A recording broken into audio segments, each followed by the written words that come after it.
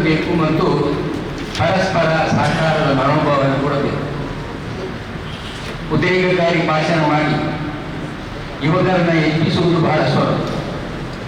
ಅದರಿಂದ ಆಗುವ ಅನಾಹುತವನ್ನು ನಿಲ್ಲಿಸಲಿಕ್ಕೆ ಬಹಳ ಕಷ್ಟ ಆಗುತ್ತದೆ ಅಂತಕ್ಕಂಥ ವಿಚಾರ ನಾವೆಲ್ಲ ಗೊತ್ತಿದ್ದು ಕೂಡ ಕೆಲವು ಸಂಘಟನೆಗಳು ಇದಕ್ಕೆ ಕೈ ಹಾಕ್ತಾ ಇದೆ. ಅದಕ್ಕೆ ಬೇಕಾಗಬೇಕಾದ್ದು ಪ್ರತಿಯೊಂದು ಸಂಘಟನೆಯ ಮುಖ್ಯಸ್ಥರ ಮತ್ತು ಚಿಂತಕರ ಮತ್ತು ರಾಜಕೀಯ ಪಕ್ಷಗಳ ದೊಡ್ಡ ಜವಾಬ್ದಾರಿ.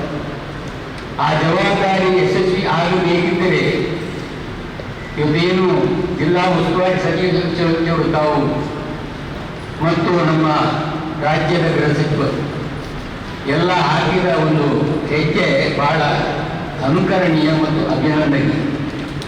ಇದು ಕೇವಲ ಭಾಷಣದಿಂದ ಮಾತ್ರ ಇಂಪ್ಲಿಮೆಂಟ್ ಆಗುವುದಿಲ್ಲ.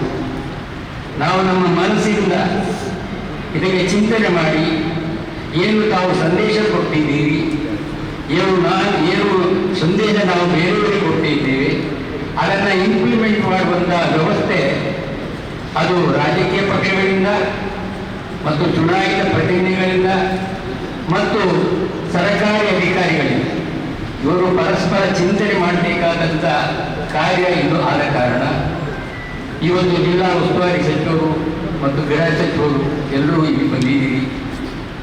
ಎಲ್ಲರ ಚಿಂತನೆ ಒಂದೇ, ಇಲ್ಲಿ ಸೌಹಾರ್ದತೆ ಮೂಡಬೇಕು. ಆ ಸೌಹಾರ್ದತೆ ಮೂಡಬೇಕಿದ್ರೆ ಏನು ನಿಮ್ಮ ಚಿಂತನೆ ಇದೆ ಅದಕ್ಕೆ ಪೂರಕವಾಗಿ ನಾವು ಸಂಘಟನೆಗಳು ಕೂಡ ನಡ್ಕೊಳ್ಬೇಕು. ಸರ್ಕಾರಿ ಅಧಿಕಾರಿಗಳು ನಮ್ಮೊಂದಿಗೆ ಕೈ ಜೋಡಿಸಬೇಕು.